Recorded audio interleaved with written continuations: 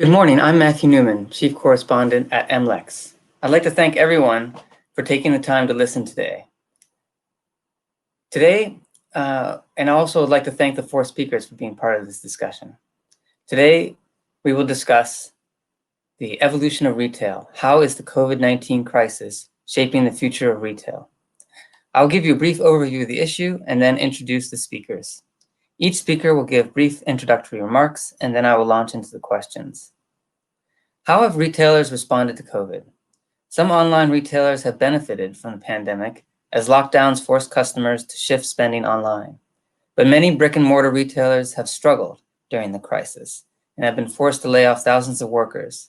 Big names have been hurt deeply, including Marks & Spencer and Debenhams in the UK, and in the US, clothing store chain J. Crew and department stores from JCPenney and Neiman Marcus to Lord & Taylor, the US's oldest department store, have all filed for bankruptcy this year. But it's not just large retailers that have been devastated. A survey by McKinsey in August found that about 70% of SMEs said their revenues had declined as a result of the pandemic, with severe knock-on effects. 1 in 5 was concerned they might default on loans and have to lay off employees, while 28% feared they would have to cancel growth projects. In some, more than half felt their businesses may not survive longer than 12 months. At the same time, the crisis has helped accelerate change in the retail industry. Some traders have been creative and used technology to respond to the pandemic. That means using QR codes to allow customers to scan items and get more information and get directed to a website that can provide 3D images that can be manipulated and spun around. It could also mean using live streaming to speak directly with consumers, or using augmented reality to show consumers their products. Small retailers say they need support for setting up digital processes, including communication, marketing, and supply chain management, or for generally shifting work towards an online environment and providing services and products online. Today, we will discuss the outlook for the retail industry, both on and offline. Has the digital transformation of the sector and the innovation associated with such a shift been sped up or stunted because of the crisis? How is innovation driving the reinvention of business, and what impact will this have on policymaking? With me to discuss these issues are Cynthia Sanfilippo, Vice President for Public Affairs at L'Oréal, Cristina Beltramo, she's co-founder of Acidium Ritual Pastry, which sells traditional pastry and chocolate from Piedmont, Italy, Sébastien Badeau, Managing Director of France Benelux Alibaba Group, Damir Hajduk, and he is head of unit responsible for retail and online services at the European Commission. I would like to invite each of you to give brief introductory remarks, starting with Cynthia, then Christina, Sebastian, and finally Damir. Cynthia, the floor is yours. Okay, thank you very much. So hello, everybody. Very happy to be there, for this very important and interesting session. So I work for L'Oréal, the cosmetics leader and global leader, actually. The group is 100 years old, and from the beginning, the group has had a model where, we work with retail in a very close and strong partnership for the distribution of our products. Hello, everybody. I'm really happy to be here, and I am really happy also to introduce Acidium, which is a very small company. We were born actually last year in November, so we are today 1 year old. I'm the co-founder for Acidium, and we are specialized in chocolate and pastry from Piedmont. And more specifically, let's say that our mission is to reveal the authentic Piedmont to a more international environment, so also outside Italy and not in Italy only. As I said, we started last year, and our main distribution channel today is the digital platforms and our online store, which actually makes us a little bit different respect other, let's say, competitors. Thanks, everyone. I'm very happy to be here and part of this very interesting conversation. The future of retail is something that we at Alibaba are trying to craft pretty much every day, and I've been trying to do so for the past 20 years. Excellent. Thank you very much. We're all for making retail more fun, I think. We're going to wind up the introductory comments with Damir, from getting the institutional view from the European Commission. Damir, the floor is yours. Thank you, Matthew. I would like to talk first about the impact of COVID-19 crisis on retail, and then also explain what the Commission is doing to help the retail ecosystem recover. Now, when the COVID-19 started, as you are all aware, the lockdown of the non-grocery stores basically meant that there was no business for stores that did not have their online presence, which in particular was important for SMEs that yet did not embrace the digital technology, and this is something we have to solve this issue going forward.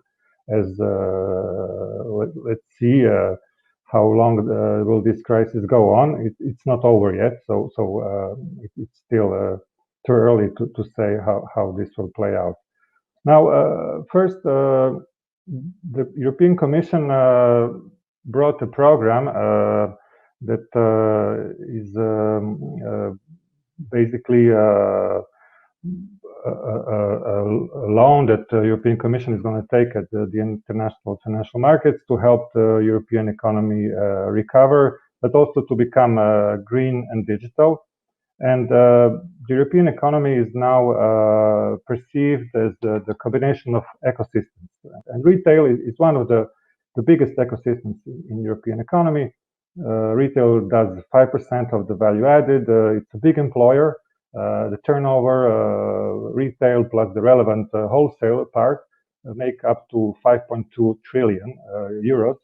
And retail, of course, is an employer of women, and very frequently it is the first job employer for young people. So that's very important.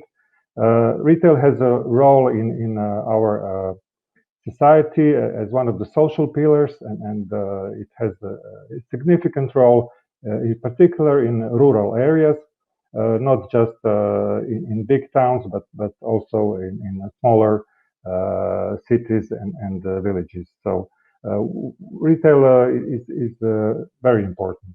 Now, retail is also connected to the other ecosystems like agri-food ecosystems, also textile and social economy and proximity. So that makes him even more important. Now, the retailers, the big retailers and the small retailers, they had a big problem in the beginning of the COVID-19 crisis because the borders closed, the trucks delivering perishable goods, they could not pass. Then the drivers had to remain in quarantine. Workers working across the borders in some of the retail shops, they could not cross borders because the borders shut down, and the Commission played an important role in opening the borders, and you may have heard the guidelines and the green lanes that then were installed at the borders for retail trucks to pass that have no particular reason to stop, so that the logistics could function. What happened also is this stockpiling that some of the consumers went for, and that made the life of retailers more difficult. Operational costs in that particular time they went up, and it wasn't easy. So it wasn't easy for the groceries, but it was even worse for the non-grocery businesses. Grocery shops, they make up to 45% of the total turnover of retail ecosystem. What also is happening after this initial shock, and when the shops opened, we saw that the consumer confidence is quite low. So, for example, in Germany in May, when the shops closed and in shopping streets, there was only 40 to 45% of the footfall in relation to the previous year at the same month. So that means that this recovery is going to take some time and it will need a lot of investment in digital, in green, but also it will have to bring this consumer confidence back, because some products categories are more hit than others. Especially, I'm talking about the luxury goods, where people don't opt to buy something they don't really need if they're not feeling secure that their financial resources are going to be stable in the long-term period. So this is something that can be also put as one of the key issues. Now, this evolution of retail, I totally agree. This COVID-19 crisis accelerated this evolution of retail towards digital, and now European Union is trying to bring funds that can help, in particular, smaller retailers to embrace these new opportunities. I wouldn't call them challenges. It's much better to call them opportunities. So for the first 5 minutes, that would be it. Thank you. Excellent. Well, I think we've got a nice overview of all the issues. We're going to try to get a little bit more precise now and drill into some of the comments we heard into the introductory remarks. I'm going to start out with Cynthia, who made some interesting comments about the new ways of doing business and how the pandemic has changed things. Now, Cynthia mentioned things like streaming to engage more with customers. And I just wanted to have you describe a little bit more how the L'Oréal brands are engaging with customers differently because of the COVID crisis. Yeah, right. So, you know, L'Oréal is 36 brands, and all of them have a very personalized and privileged dialogue with, with our consumers. So what we have seen in the COVID, let's say in the close down, I don't know how to call it, because we are heading towards the second stage now. You know, during those lockdown period, is that people were very eager to engage online, including people who are usually not engaging online. The elder generation. So we really had to provide more content there. We had some partnerships with some retailers about the use of providing the use of augmented reality tools. I mean, we have invested in something that is called Modiface. Modiface is a virtual makeup try-on tool. We have the same declination, for hair coloration, etc. So, people were playing a little bit with this. People did a lot of research on beauty. Beauty and digital, as I briefly mentioned, are a great match. You would be amazed to know the number of beauty searches on the web. It's one of the first items that people are looking for. And if you go to some major online marketplaces or platforms, it's even the number one search. So we had to follow all that. We have also increased and moved, our marketing online from 50% to 70%, because that's where people were basically, and that was it. And then we had to, to reorient. As Stina said, some of more content, on platforms such as TikTok, Instagram, etc. Because that's where people were. That was the way to interact with the consumers. But definitely the virtual try-ons and the use of tech. So it's really, there was the use of tech tools such as augmented reality for us, and that we will plan to deploy more massively now in the soon to come post-COVID period, we hope. And then the new engagement models in parallel. I think I could use some virtual foundation right about now. We had a big hit with hair coloration, the really hair color. I mean, the makeup business obviously went from very high to a crash. But hair coloration was a good thing. Yeah, blue hair, pink hair. So it sounds like you are adapting quite quickly and shifting your marketing more and more online and shifting to social media. This is something that Christina mentioned a lot, was the shift towards social media. I would like to hear a little bit more from Christina, because she mentioned working on with various platforms. So you mentioned Instagram. What exactly does this mean when you talk about this different communication language? Are you actually referring to your the way you engage with customers that's different, or is it, when you say the language, is it you're just actually using a different way of speaking, a different kind of vocabulary that's completely different? What do you mean by that? I think it's definitely both. So, and not only this actually. So first of all, definitely it's a channel mean. So if you're using a different channel mean, of course, you have to adapt to it, but also it's in terms of word and also visual. So what we are doing differently is that we try to present our products, let's say, and we are trying to associate more to other industries. So what I always say is that we refer and compare a lot to the beauty industry. For example, with the packaging that we use for our pralines somehow is very similar to the one that usually you can find for creams, for beauty creams actually. So and also the way we really represent our products. So the way we position our praline is not maybe in a normal, let's say, on a normal table, but maybe it's between other objects that maybe a person can use in another environment. So, for example, more referring again to the beauty and to the design industry. And this is definitely important, but this is, let's say, the B2C communication level.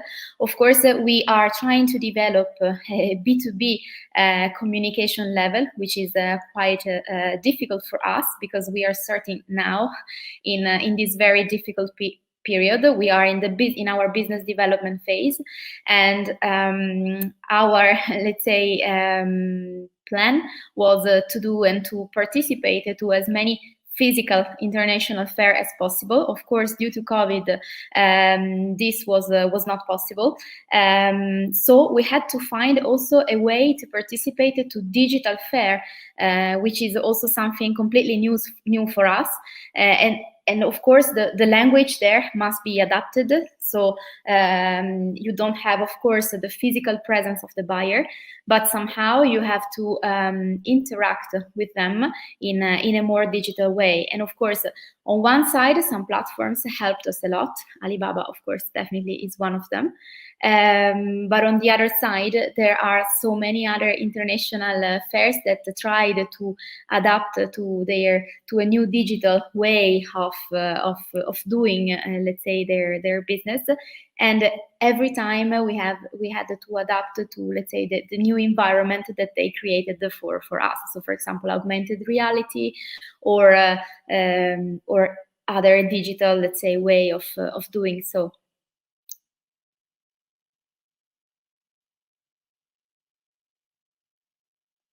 Deeper about how Alibaba is actually helping retailers. If you can be a bit more precise, is this more training? Do you help them with augmented reality, or what exactly does Alibaba do? So I think what we do mostly with companies in Europe is to provide them with access to a team that's locally present, even though nowadays locally doesn't mean as much as it used to, but at least people who speak the language and understand the markets, and to really be a direct link to the Chinese consumer. Because I think if you're a very large company, you already have offices there, you know exactly how to navigate. But if you're a small company and you want to do cross-border business, you have never been in China, you don't necessarily have people in your team that speak the language, you don't understand how to market, you don't understand how to do customer service. So we've actually created from the get-go an ecosystem of partners, which are third parties, but which we vet in a quarterly basis to make sure that their service level is adequate. And what we do is we act pretty much in the same way that we do in the marketplace as a facilitator, creating the link between the brands and that third party, which then will allow brands to be able to take care of the logistics piece, to take care of the marketing piece, take care of the customer service piece. So really, it's about showing opportunities, be an echo chamber as to what's happening on the consumer side in China, because clearly it's a market that's like no other in terms of the speed at which it evolves. It's totally driven by Generation Z, by the 18 to 30-year-olds, and even 30 is a bit old. And I think that the idea is to really help brands take advantage of the opportunities by using technology, by using tools, but also sometimes it's just by having the right product at the right moment, and that's what we do as well, right? Like try to help people understand why this product is going to do well in China versus this other that might not. So a lot of times, like brands come to us with a product offering, and we're saying this isn't the right thing right now for China. Push this product instead. So it's very much like a consulting way, and then the brands at the end ultimately will make the decision because it's a marketplace. So they decide what they push. But what we can do is enable them and give them the tools, technology tools, but also like market understanding tools. Interface between the brands and the actual market in China. I think it's very important. We do have some questions coming in, and the first one is from a professor in Berlin, and this is for Christina. And he's asking about, as a small manufacturer of goods, are you at all involved in the interaction with small stores as local distributors, or more in the interaction with the end consumers? And what do you do to support small local stores? You'd like to know. Well, very good question. Yes, of course, we are definitely so much involved with the small distributors and local stores. As I was saying, we are in our business development phase, so we have a very close and open dialogue with all of them that we know one by one. So first of all, the open dialogue actually is the very first thing that we do, because it's really important to understand what they really need in order to, let's say, face this difficult period. And during this open dialogue, actually what we heard is that, for example, some of our products that are very good for our online channel are definitely not, let's say, perfect for their small local businesses. So what we did is to adapt some of our products to their necessities in terms of packaging, in terms of format, and also in terms of price points. And this is the very first thing. The second thing that we try to do is to give them as much as possible visibility. So we are not jealous of our, let's say, of the traffic that we might have on our website. We are really happy if potential consumers are visiting us in other environments.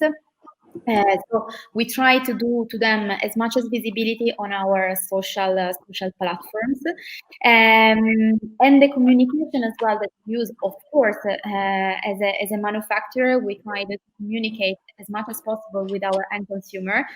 But when we are asked where, for example, they can find our products, of course, we push them on our online store as well as on their local stores. So definitely it's visibility and open dialogue, and of course availability to respond to their specific needs. Excellent. Yeah, I'd just like to bring in Damir into the conversation, because he mentioned in his opening remarks about funding that's available, making retailers more resistant to the economic downturn.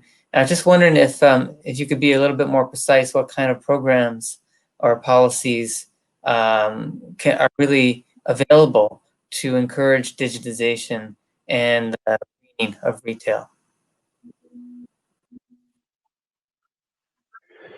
Yes. Well, first of all, I would like to emphasize the communication of European Commission from 2018 that has a name European retail fit for 21st century. Now, what this communication basically tackles is removal of the restrictions in some member states to retail. Retail is a highly regulated sector, and we have two types of restrictions in the member states.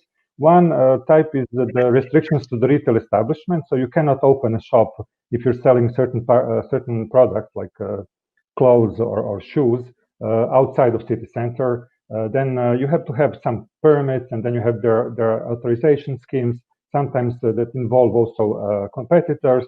So on the operational side, there are restrictions to shop opening hours, there is a retail specific tax, there are restrictions to sell goods below their cost. So we're fighting this with this tool that we have developed. I think somebody is not muted. That is called Retail Restrictiveness Indicator. And this indicator basically measures how restrictive is retail in certain member states, and we encourage these member states to remove those restrictions, because there is a model that proves that a less restrictive retail ecosystem provides for better productivity and also lower prices, which are also to the consumer's benefit. So we kind of encourage competition there.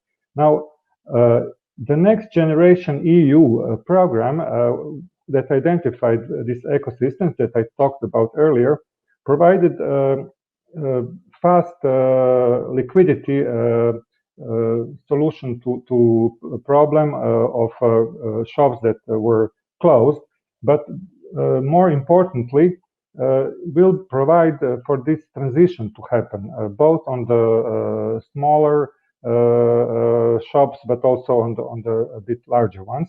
Now, there are components in this program that retailers can apply to in respect to member states' proposals for the recovery, greening, and digital.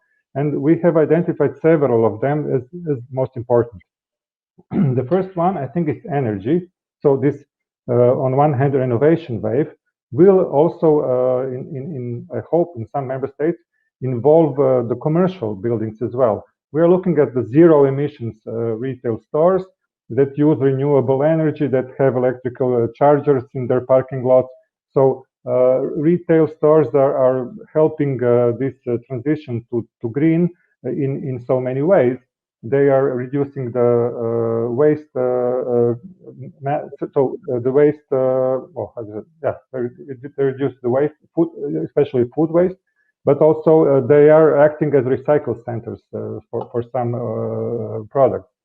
So this is one thing. The other thing is transportation. So the component mobility is also important for retail, because retail moves a lot. Of course, the goods, not just trucks, but also inner cities. There are, of course, plans to introduce more electric vans and cars and bicycles for deliveries that are happening in inner cities. So what also is important is upskilling and reskilling. So the automation and some other trends in technology, technology-wise, will have an impact on the employees in retail. So there is a program of reskilling of retail that is, as I said, very hit by the COVID crisis, and we encourage also retailers to apply for these funds within the EU Resilience and Recovery Facility to get this funding and to make retail more resilient. There are numerous initiatives. Not all member states are equally equipped and respond in an equal, timely fashion. So the proposals from member states started to come in from the 15th of October, and the deadline for these proposals to be delivered is the 30th of April next year. So it's going to take a while for the funds to come in.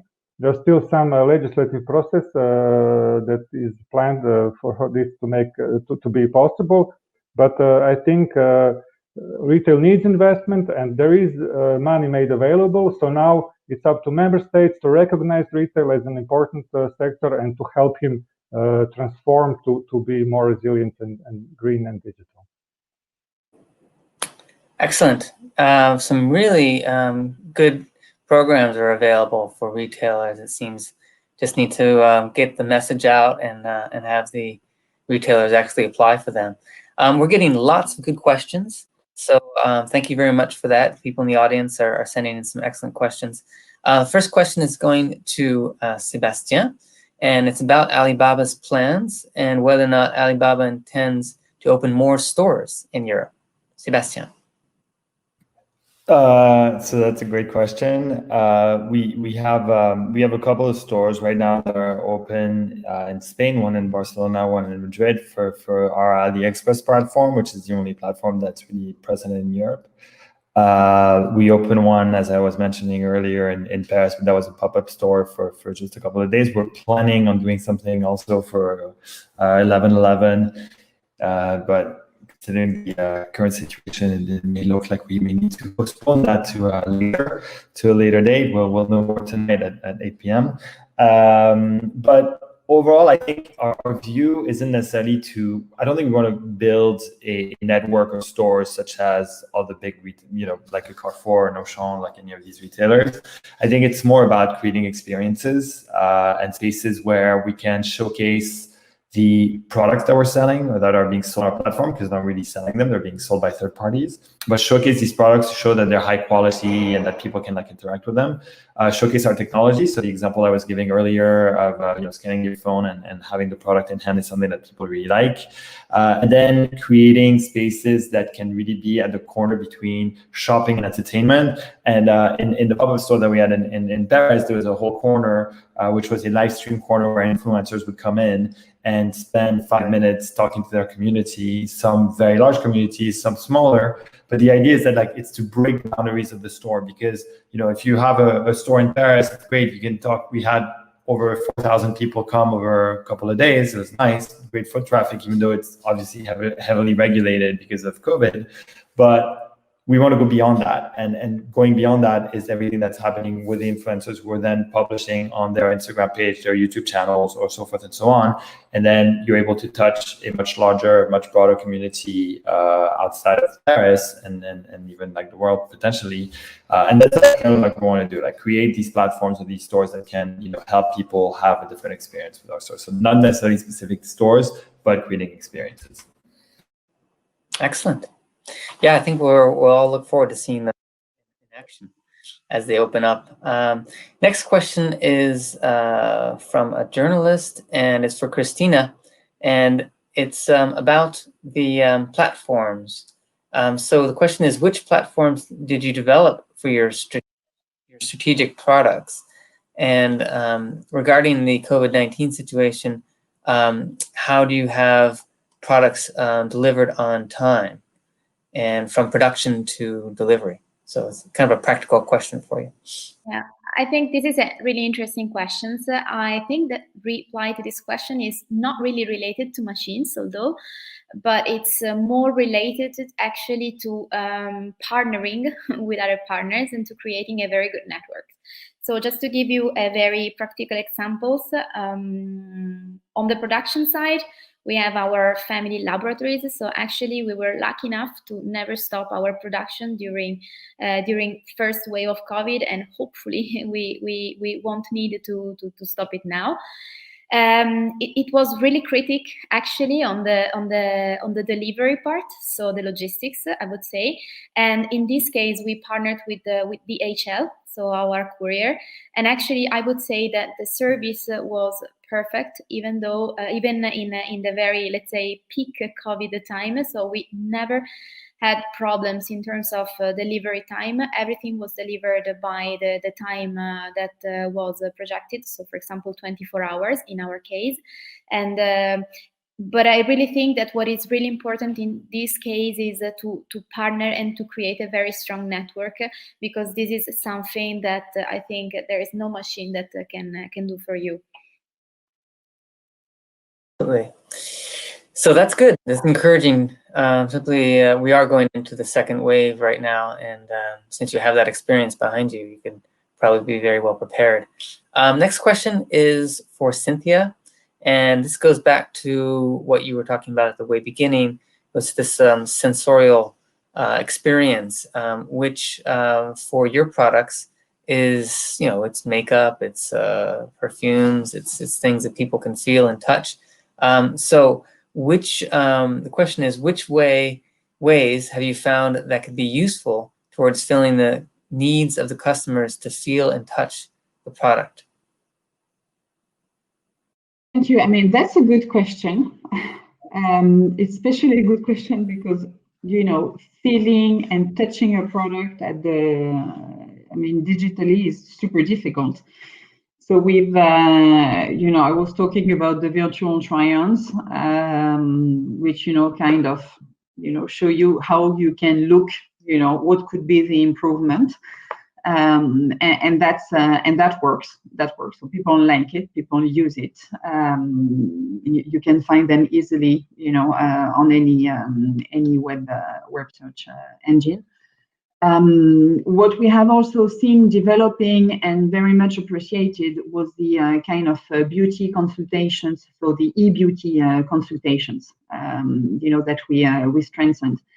And actually, if I can then cycle back to one of the questions that was put to Christina and Sebastian, it's really the creation of the experience that really matters at the digital age. And shops will remain open in the future. We will still have shops, but shops will have to digitalize to also allow. We have seen that in some of our shops even before the crisis. Where a customer enters, wants to see some makeup. He's, obviously, in tomorrow's world or even in today's world, it's finished with testers. I mean, makeup is something, you use to take and try a little bit on your skin. That's over because this is not according to the security and sanitary protocols of any country. So we have to integrate, also some technologies to help the customer, really kind of test the product. But to the extent we can, easier on makeup and hair coloration probably than on skincare. But skincare, then we have the EBAs, and it's this constant online offline interaction, for a better service of the consumer, which is really key, and which will have to be more developed in the future. We've seen this. Lots of retailers are already introducing these QR codes. So we will mention that as a really promising technology. Just on a personal level, I went shopping for some furniture, and the sofa bed that I was looking for had a QR code. I took that home, and I was able to go to a website and then turn around exactly with the image to see exactly what it looked like. So in addition to having the online experience, it was augmenting the real physical experience. So that's kind of it's a combination of those two. So that's kind of moves me into this question for all the panelists. Really good question from another journalist, and it's about AI. So the question is, do you use machine learning and AI in your online platforms? And if so, how and in what ways? So perhaps we can start with Christina. So I'm an ex-Googler, for example, so I know very well actually this topic, and I would say that we didn't develop as a very small company anything with the artificial intelligence, but we rely on artificial intelligence built, for example, from Google, from Facebook. So let's say where we use most of this artificial intelligence was in advertisements, and we relied on this intelligence for example, choosing in a more automatic way our specific target to communicate with. And I think that this was really crucial for us as a new company. So it's really difficult to find the very specific target when you are speaking to digital in a context that is really different and you are new. And I think that in this, artificial intelligence was really crucial for us in helping us to improve the number of conversions, so basically of sales. Really good. Sebastian, do you want to talk about a little bit how Alibaba?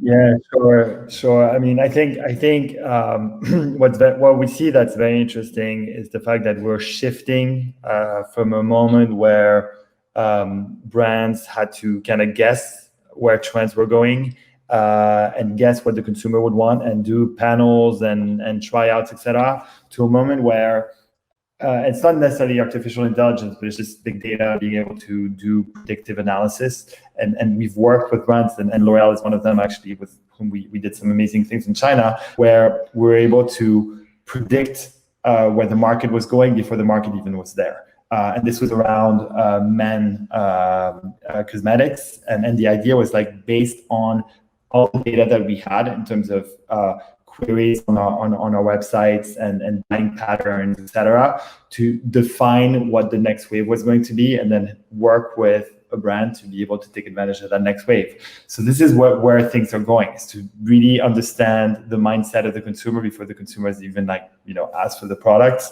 So it's really going to shift things around, and I think that in partnering with brands, because we're not going to be the ones, we don't manufacture or sell any of our products, so it'll only work. It's only intelligence that we will give to brands so that then they can serve their consumers better. But clearly, there's a huge trend going on there, and it's been going on for a little while, and it gets better and better with time, because that's what that's the thing about artificial intelligence. It only gets better with more data. Absolutely, yeah. And as the former Googlers know, there's a great value in having lots of data. So Cynthia, I just wanted to ask you what your thoughts are about this AI question. I'm sure you're Thank you very much. I mean, it's very much in line with what Christina and Sebastian certainly have said. I mean, L'Oréal has had a very long-standing and successful partnership with Alibaba, and we are very happy about it. The future of beauty. Okay, that sounds a big word, but really is about personalized beauty. And this personalized beauty, we will only get it, through the use of artificial intelligence and the processing of data. So when we launch, through platforms, some tools for skin diagnosis, systems where, you take, I'm having my iPhone, you take your picture, it scans some pain points, and then it goes into the system, tells you which skin type you have, what could be the better product, etc., and puts you directly in touch with the platform. Or the distributor on the platform, that can provide you with a product. Or if you're going even one step further, like we have in China, putting you in touch with a system whereby you are, booking maybe a dermatologist consultation, etc. I mean, this is something we've launched with Alibaba in China about 2 years ago. This is really our future. It is. Every woman wants to have the perfect skin type, looking great, natural, etc. But that goes through a very strong personalization of the service and of the product accordingly. We even have, and we see that being developed more and more, through the skin diagnosis systems. You can also have your own tailor-made foundation, for instance. And tomorrow, hair color, etc., etc. So AI, absolutely critical to our business for tomorrow, and we call that the beauty tech, actually. Yeah. I don't hear you. Oh, what did you call it? So we call it the beauty tech. You have fintech, beauty tech. Yeah. Excellent. Just a quick follow-up question on that while I still have you, and it's what would your business look like without platforms and digital? And I'm sorry, that's a question for Christina. Don't worry. Hopefully, this is a very hypothetical question. Of course, no. Of course, the platforms are really crucial and strategic for us. And we decided to preside mainly the digital platforms, and this is a strategic decision, of course. But we are an artisan laboratory of pastry and chocolate. So this is our business. Our mission is to reveal these products to potentially of the world. And what we are trying to do now is to create an open dialogue and a continuous communication with local stores. Of course, let's say, seeing how we did until now, so starting with the digital and then catching up with the traditional channels, these channels needs more time to be built, because it's more related to real relationship. So real relationship needs time to be built, but definitely our business is to produce great quality chocolate and pastry. And platforms are just a great way to reveal to all the consumers and to create a touch points with them to tell our story. And this is really important for us. So our business is not being on platform. Our business is to produce chocolate and to make chocolate and pastry known to everybody as long as it's possible, of course. Yeah, I imagine that the lessons that you've learned could be applied to all sorts of different products, different brands, different small manufacturers. I mean, you're using chocolate and pastry.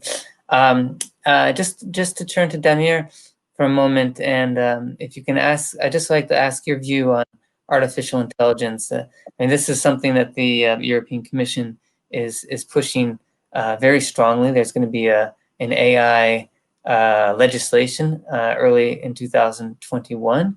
I'm not sure if it's a communication directive or whatever, but some sort of legislative measure.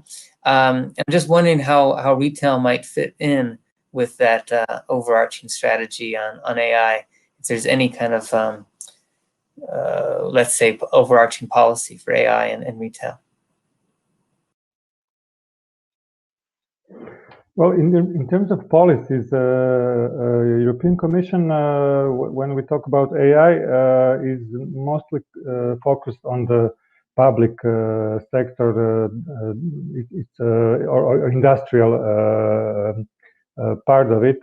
We are following this cooperation between the processing industry and the retailers. There, AI is being used as the other panelists already explained, to predict the customers' expectations. That would basically optimize their resources, and of course for retail is an economy of scale, and the market size and how well you target your consumers is crucial, and there AI can help. For us in retail, AI is not high on the agenda, because it is, of course, limited to only very big players. Small retailers, they have a hard time getting access to data, and the big retailers, they have this data, but then to process it and to make use of it, they need the help of AI specialists, and there is where processing the big brands cooperation is crucial, and we're looking at this very it's very satisfactory to us to see this relationship developing going further. Excellent. Another question for whoever wants to jump in, but it's kind of a broad question. And how have your customers changed due to COVID? This is part of the whole evolution of retail theme we have today. And how do you actually analyze your customers? I think some of the panelists already discussed ways of going onto social media, and you can sense a little bit what direction things are going. But how do you use your online presence to help with the analysis of your customers? And let's start out with Cynthia. Yeah, our consumers have really gone digital, massively, and of course, it's not to follow them, but to analyze the consumer habits. I mean, of course, the more they go digital, and in Europe we have the GDPR, and it's a very good basis for data governance and ensuring privacy is respected, etc. But the more they go online, of course, the more data we have. especially as they browse on our websites directly on our, on our. We don't have any platform, so it's really our websites or our social tools. So the way we evaluate the needs is thanks to the data that we have and that we collect after they, we get their consent. Kind of a very basic answer, but I think that that is really it. And again, the European framework for us is very good. It's a very solid basis. We think that consumers trust the online ecosystem in general, and GDPR is a strong basis, and a foundational piece in that regard. Excellent. Yeah. I realize that GDPR is you do need to get consent from your customers, and nowadays you go on practically every single website they're collecting data through consent. You actually click on the cookies allowing the consent to customize more, target your audience. We could talk more about that because I think some members of the European Parliament would like to reduce targeted advertising or even phase it out, which I think for a lot of websites would be very problematic. Another question for you, Cynthia, and it's building on the idea about customers and how you relate with them. So the question is, what do you think about in the near future of the way to meet customers directly in the store? For instance, if we can't go to stores, let's say in the near future, there could be another lockdown, or so how do you expect that's going to change in the near future?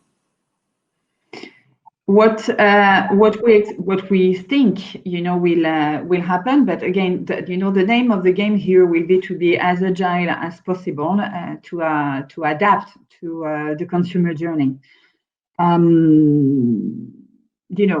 Meeting customers in stores, we hardly have any stores. What we have are beauty advisors and hairdressers, right? Or professional people who really are trained, and these are our people. So those people, of course, it is in the interest of everybody to keep some physical retail, and we will be helping them, maintain some activity as long as it's permitted, of course, in the countries where they are. It's also, digitalizing them to be able to reorient them towards what we call the e-beauty consultations. Because if you cannot go as a customer to a store, but you really want a product, then you go online, and online you have to have the same level of service. So the way how it changes, I mean, as I said, we've seen such an increase in e-commerce and the volume of sales through e-commerce. So we are adapting, and we will be adapting by also, rechanneling some of our people to the digital tools and the digital activity. But we will be there again. If tomorrow they go massively to stores, we will be there to provide their needs. But at some point, we can only hope. Things will change. May take another year or so. I don't know how.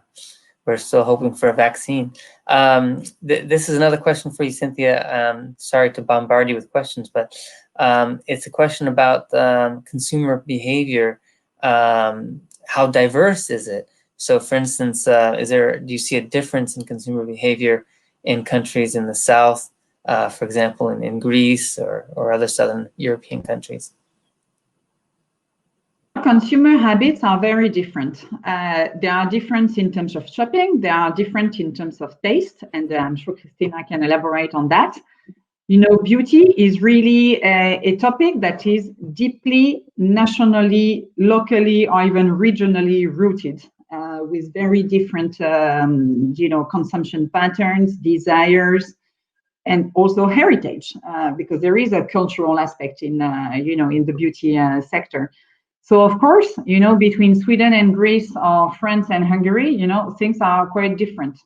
If it comes to, it also pertains to the digitalization of those people. I mean, the Greek consumer is because the question is mostly focused on Greece. You know, when you look at the landscape of Greece with all the islands, etc., it's pretty different from, you know, let's say France or Germany. But the Greek consumer has, you know, has his habits, is quite digitalized actually, you know, with and used to, you know, to a certain beauty routine that is proper to the Greek heritage. So I'm kind of not really answering, but I mean, to try to answer, you know, it is so diverse, you know, it's really through the data and through our privileged relationship with local consumers, because beauty is local and the consumer is local, you know, the consumption patterns wherever are local, you know, that we do adjust accordingly. And that is also why our group is, I mean, operates with a very strong national or local presence and has some local marketing. Christina, I have some ideas about this, because at the beginning you spoke a lot about the importance of international customers. So maybe you know, do certain Europeans or other people in the world, they have certain kinds of chocolate tastes or pastry tastes versus other people? No, of course, there are many differences also in taste in terms of food.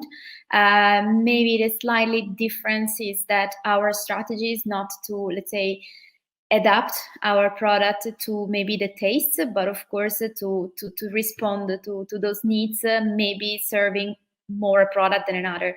And this is because actually our strategy is to propose the authentic Piedmont recipes.